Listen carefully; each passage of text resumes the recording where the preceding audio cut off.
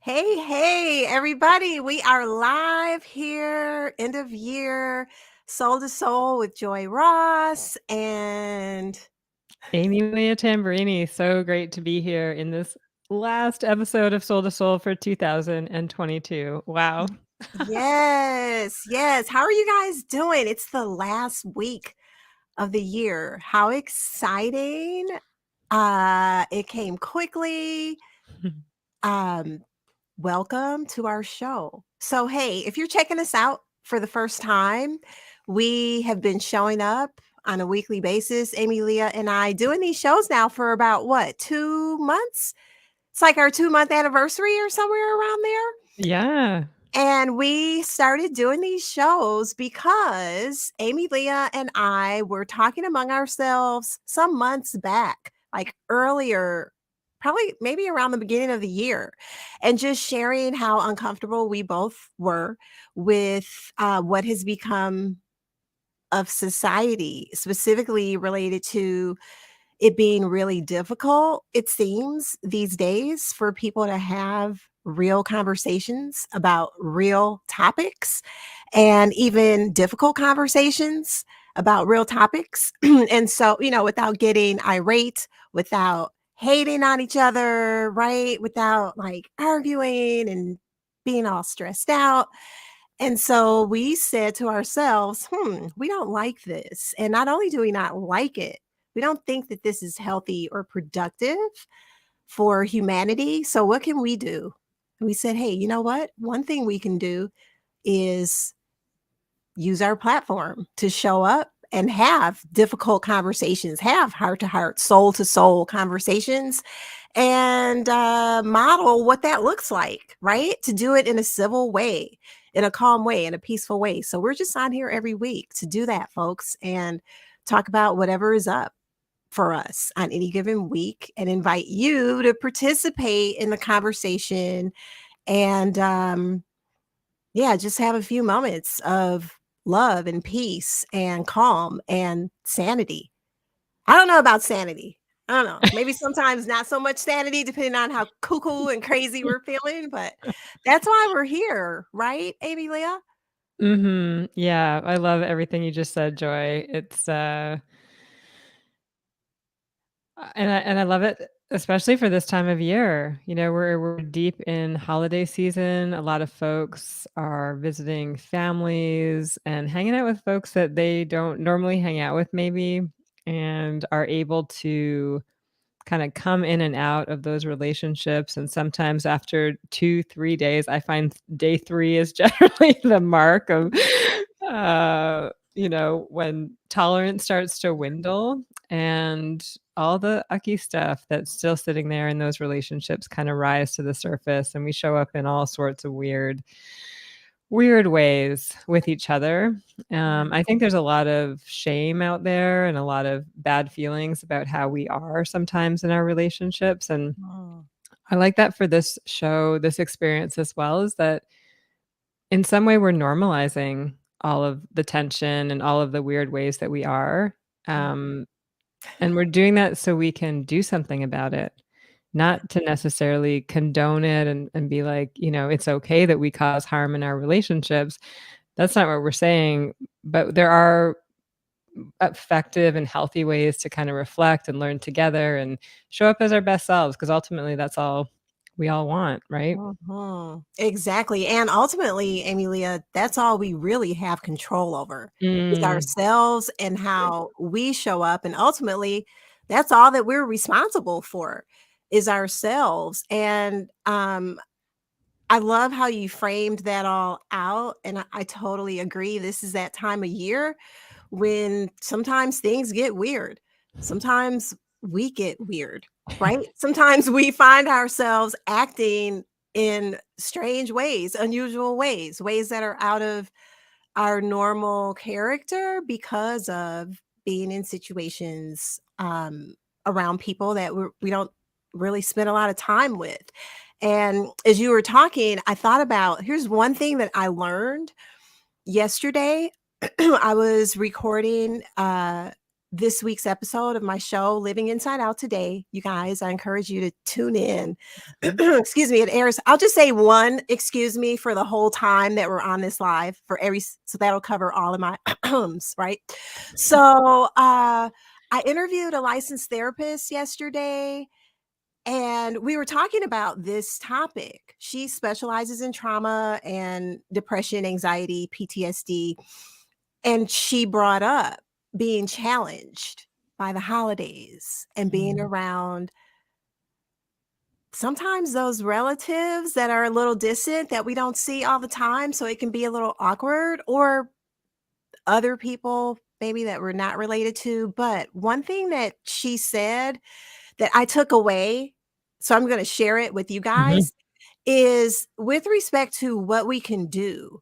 She said that one thing she started doing is setting her intention Mm.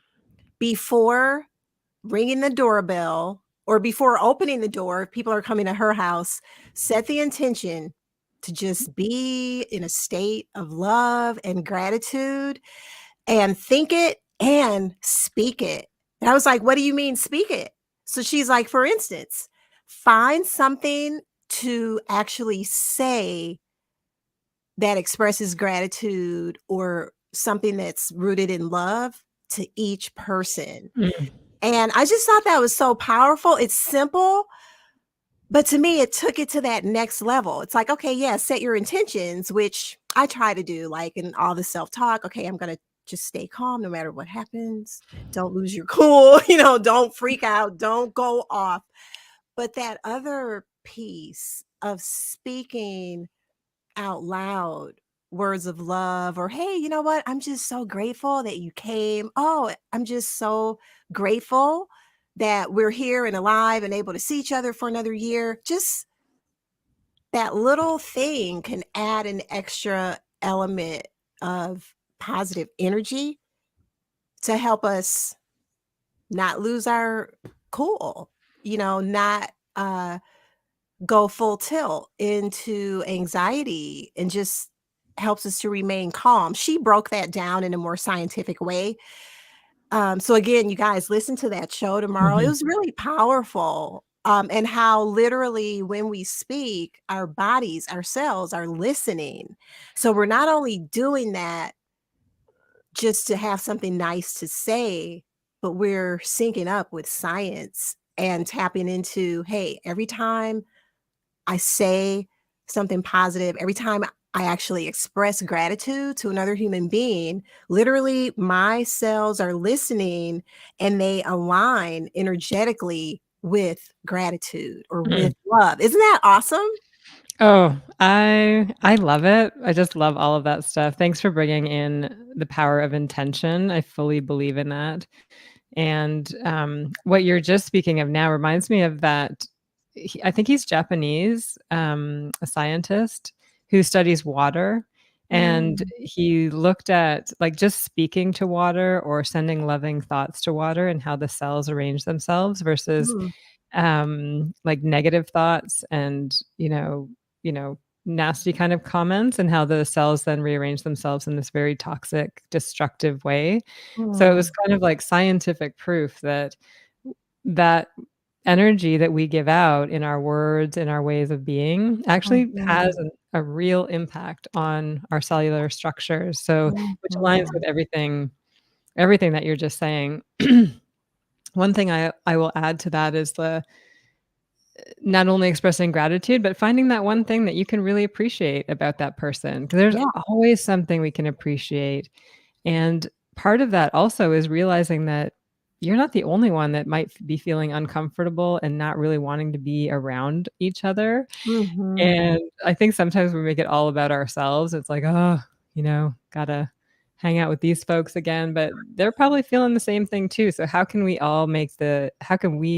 make the experience just more enjoyable, for everybody? Just make it a Mhm. connecting, loving time, and I love that because it really does change how I show up when I'm able to just name out loud something that I appreciate about that person, because then I'm no longer focused on all the things that maybe I don't appreciate. Exactly, and how about this for a thought? This is something that I've been just really thinking about the past 24 hours.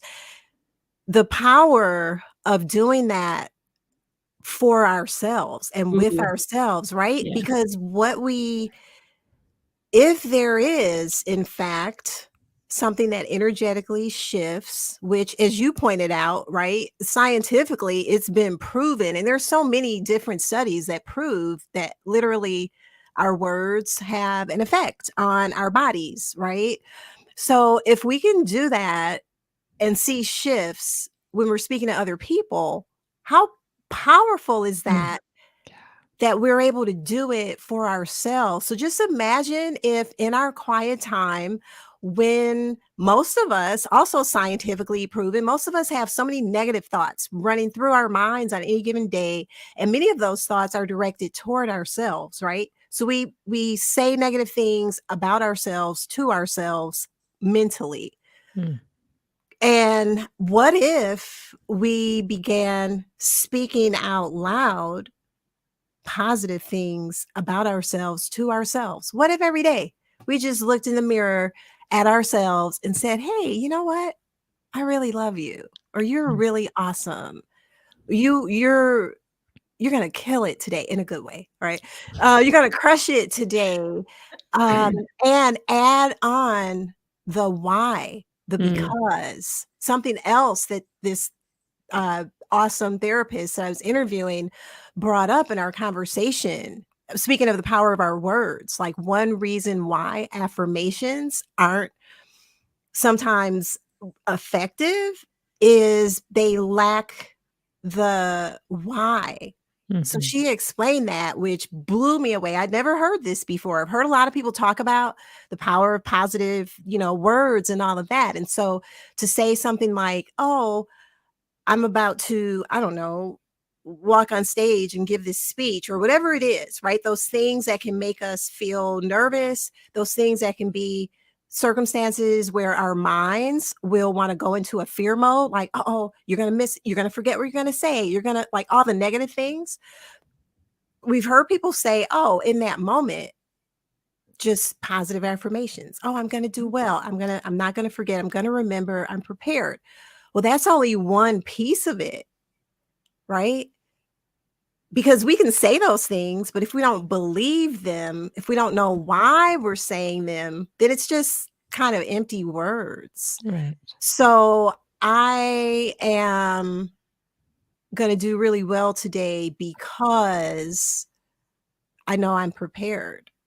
Or I'm going to do really well today because I believe that God is with me and he's for me and things are always working for my good. I believe this day is going to be a good day because I believe the universe is lining up things, and regardless of how things look, there's something really good that's coming my way. Like, add the Mm, because on there. I even feel that. When I yeah, said that, I felt it. totally.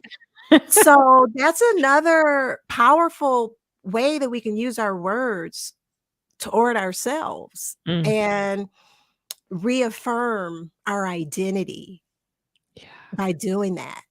Adding that because part syncs up with identity and what Mm, we're really believing underneath the words. I think that's awesome. mm. So powerful, so powerful. Yeah, I think it's easy just to say those affirmations, but not really even feel them, like, they don't land in the body, it's just like some Mhm, sort of mental exercise. mhm, I like to add on that feeling piece 'cause, I've been in the habit of doing creative visualizations in the morning just for 4 minutes, mhm, and it's like taking something like, say I'm gonna get up on stage, or I have a vision of me being on stage, and I just get into a state of imagining not even necessarily the thing happening, but the mhm, after effect, and how mhm, good I feel and how good other people feel, and just sit in that and just let it infiltrate all the cells in my body, kinda that pure joy and exhilaration, and mhm. even sometimes I just say out loud, like, I pretend I'm having conversations with folks afterwards being like, "Oh, that was so amazing," and thank you so much for supporting me to be here, and, like, just looking at all the people that helped me to get to that moment in my life. So Mm. I have been totally digging this, and for me, it's been more impactful than the affirmations, 'cause I can be a bit heady, with Mhm. regard to that, but I love what you just said about adding the why, like, getting deeper, which is so Right. important. You know, I just as you were talking about the visualization piece, did I add an extra syllable in that? The Yeah, yeah, visualization, yeah. uh, part of it and the power in that, I thought, "Ooh, there's a scripture." So, like, spiritually, there's some power going on in what you said. There's a scripture that says, "When we pray, believe in that moment that we've received it Mm, and we shall have it." yes. So, I was thinking, wow, like, when we actually do what you were saying and visualize and really do it, like, 4 minutes, that's powerful, right? It sounds like not a lot of time, but that's a long time, Mhm. and actually see the outcome in our minds to the point of expressing gratitude for it.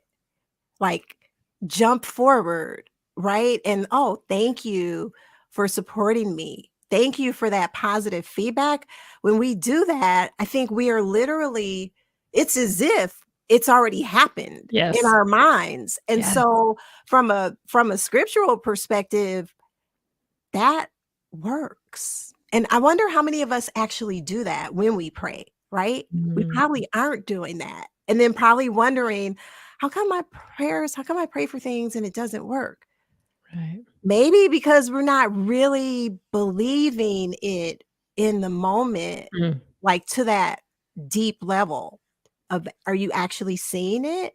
Are you visualizing and then giving thanks and expressing gratitude as if it's already happened? yes. Oh, I love that. I and what just came to me, and I don't think I've had this thought before, but it's about so often when we're praying, I'll speak for myself. When I'm praying or Mhm. asking for support or, wishing for all the things, I'm coming at it from a place of want, which is Mm. a place of lack. It's a place of scarcity, which Mm. means physiologically, like, you feel like you don't have it. But spiritually, and you can get this from the Bible, but also one of my favorite books is Ask and It Is Given, Mm. by Esther Hicks, and, they speak a lot about that too in terms of, um, like, there's 3 steps. All you have to do is ask and then know that it is given, but open yourself up to receive. And it's often that opening yourself up to receive that we block. And I think we're doing that when we're praying or asking for support from a place of want or scarcity Mhm. versus already putting ourselves past the experience like it has already happened in some energetic way. You have opened yourself up to receive because you believe it's already there, Mm. and your body doesn't know the difference, which is the beautiful part of it all. Mhm. Yeah. Wow, that's powerful. Mm, Like, that is powerful. I'm gonna re-say it out loud just for myself to file it mm, into my memory. When we ask from a place of want, we're actually speaking from a place of lack. What? It's true, though. I think yeah. that's so true. That's so Mm, powerful. It sounds maybe not, but it's such a big deal. I never really thought about that before. mm, Um, because if we're yeah, if we're in a place of feeling and thinking, "Oh, I want this," what we're actually saying and believing is whatever the "it" is, we're believing it's something outside of ourselves that we don't have, yes. right? Instead of believing that everything is available to us. It's just a Mhm. matter of us opening ourselves up to receive it.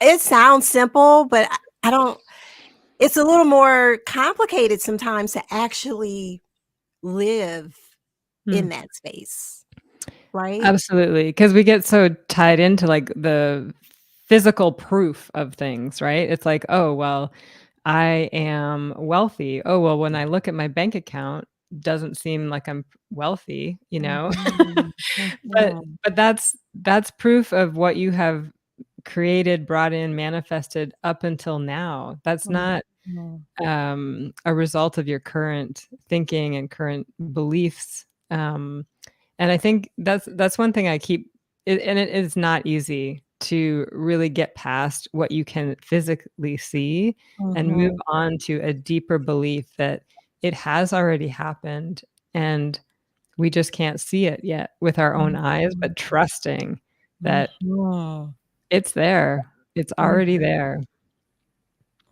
trust. There's that Trust. We come word. back to trust a lot. I love There's that. that word. Yeah, it Yeah. keeps resurfacing, Yeah. and as you were just speaking, I think that's so true. We get so caught up in the physical, and I love that you use the bank account reference, because I think that's one that so many of us can relate to, Mm. right? Because it's like a lot of us believe in abundance and maybe speak that even over our lives. We even see ourselves as living in a state of abundance. And when I use that word, I mean whatever you need is provided for. So it Yes. includes finances, but it's not limited to that. It includes peace, joy, all the things internally too. But when we look at things, that's when our minds start telling us, that's when the shift occurs, right? We look at our statements and it's like, oh, these numbers aren't saying abundance, right?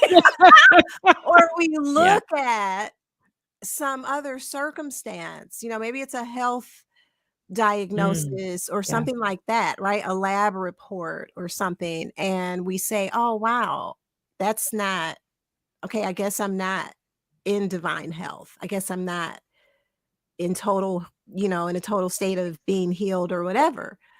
And I think perhaps part of the reason for that is that there's so much incoming, I'm going to call it false evidence. I Mm. was gonna say evidence, but I'm gonna say false evidence, right? Because if we are truly in a state of abundance, it doesn't matter what the bank account says, right? That's just a piece of information. That's not the truth about who we are, right? But when it's noisy, it's hard, I think, to sync up to that place that you're talking about, like that inner, deeper place of knowing, that deeper spiritual place. So, I bring that up. I guess that struck me because one of the things that I am also trying to be intentional about this week is being quiet. Mm. Intentionally not doing a lot of the things that I normally would be doing every day because I don't want that incoming. And not because it's, you know, not good stuff, but because I want to be really synced up internally and hearing my own thoughts, listening to my spirit and hearing whatever divine downloads are for me as I move into the next year. Mm. So, quietness, I think, is a key piece to what we're saying, right? I mean, even when you're doing your visualization, why is it so hard to say that word? Even when you're doing your visualizations that you spoke about, I'm sure you're not doing that with CNN blasting in the background, you know what I mean? Or whatever, right? Yeah. I I love where this is going because, I feel like we're coming to a full circle moment in terms of what are you paying attention to? And Mm, just like we started when we show up in, our relative's home and we show up and we're just, like, focused on all the things we don't like or don't wanna be there or all the things, well, that's what we're gonna create. But we come in that door and we're focused on gratitude that we have family to visit. We focus on gratitude for the food that is on the table. Oof. We focus on, like, these beautiful people that have been there in our lives through mm, thick and thin in the various ways that they could. it creates a whole different experience, and just like when we, not limit the definition of wealth and abundance to our bank account statements, but to say, "Wow, look at the quality of my relationships. I am wealthy Mhm. in love. I am wealthy in kindness. I I am wealthy in the beautiful clean air that I get to breathe." It's, like, it just shifts everything in terms of Wow. what is real. Um, yeah, I don't I know. love that. How about this? I'm Mm. wealthy in ideas, Ideas. in creativity, in the ability to come up with solutions. Mm, That's powerful. That's really powerful because that's what we are at our core. We are co-creators mm, with God. We have the ability to create. And when we use our words, when we visualize, all of that is really tapping into our identity as creators. mm.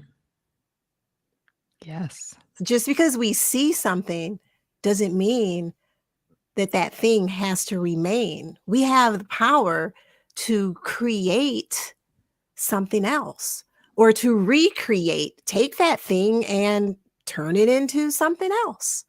Yeah. Yeah.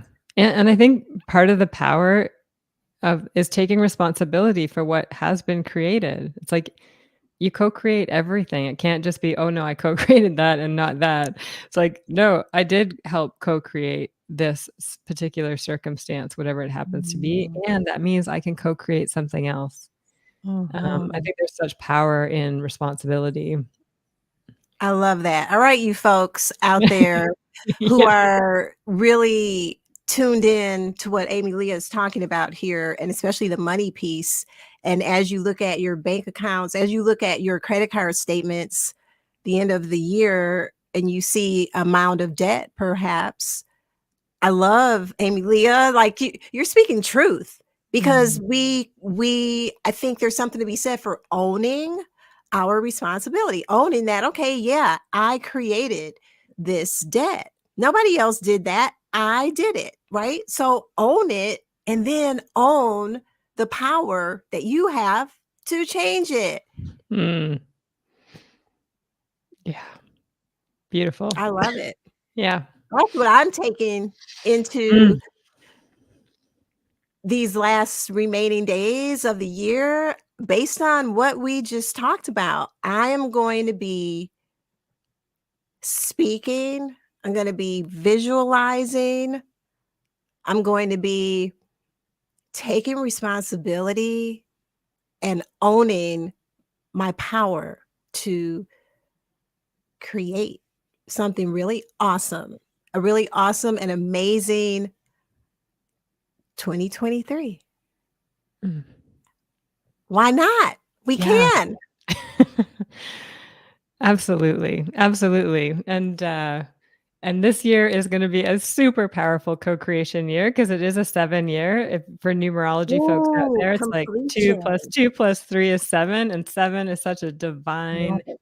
number, and that means there's gonna be so much power, so for me too, I will be everything you just said, I'm capturing all that for myself and also deepening my relationship with spirit, the creator, with God, Mhm. because this year is like it is the year for that to really step in and create magic, and miracles. I love it. 7 is the number of completion. Mm, Um, Biblically speaking, 7 is a powerful number. You're right. Ooh, I might study that. Maybe I'll add that to my list, right? mm, Study that so that we know what season we're in.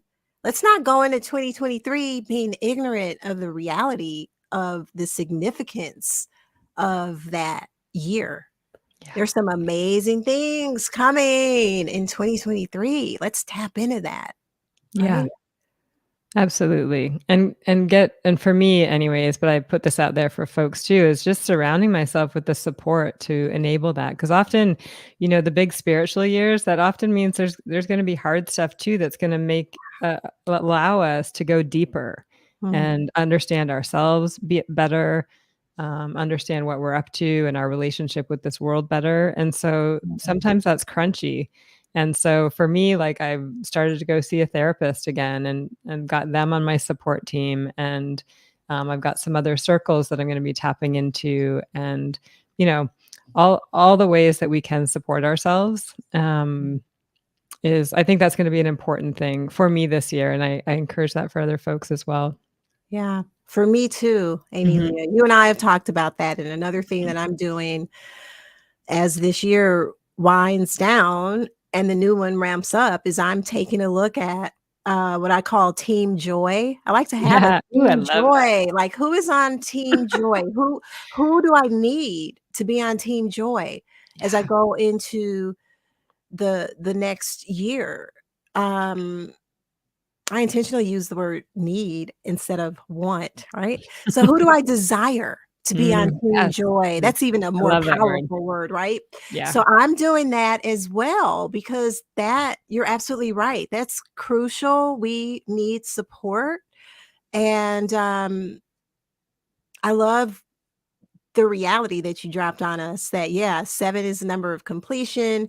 This is a significant year. And also, that means we might be getting some gifts wrapped in sandpaper this Yeah. year. So, Love to that. that, I say, hey, let's be intentional about looking for the good. Let's look for the good because we know it's there somewhere, but it may require a little digging.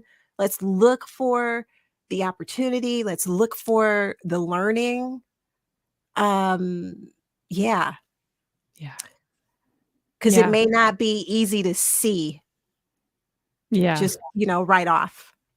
I love gifts wrapped in sandpaper. That's such a cool analogy.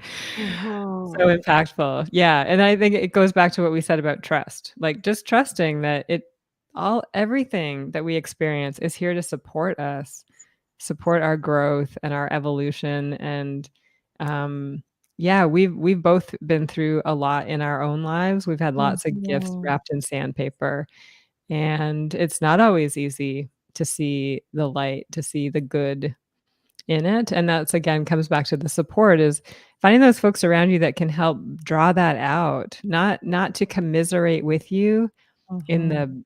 the ugliness of what maybe you're seeing, but to support you in, yeah, holding space for whatever the emotions are that are present, and then also walking with you forward into the light. Mhm. Ooh, Yeah. I love it. Mm. I love it, love it, love Mhm. it.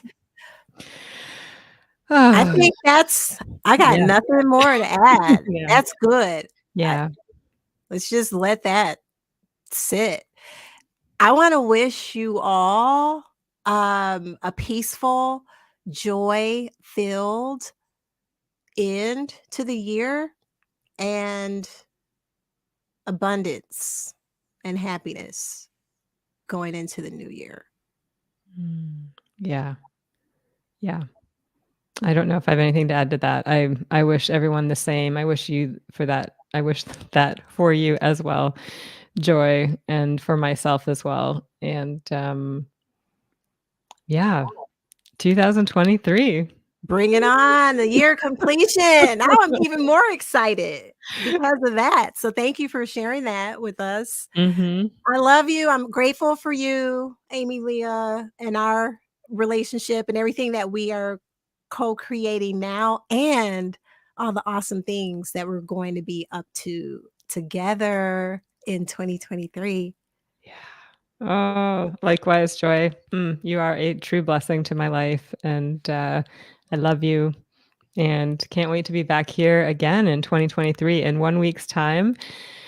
And just see what has transpired, what is in our hearts and minds to share then. And of course, we're here listening to your comments as well. If you're listening to this after the fact, I think this is an episode I'm going to re-listen to it actually, and pull out the nuggets that we shared.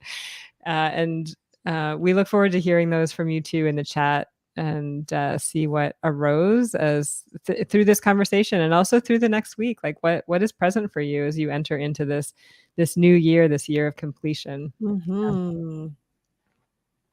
Love and peace. Mwah.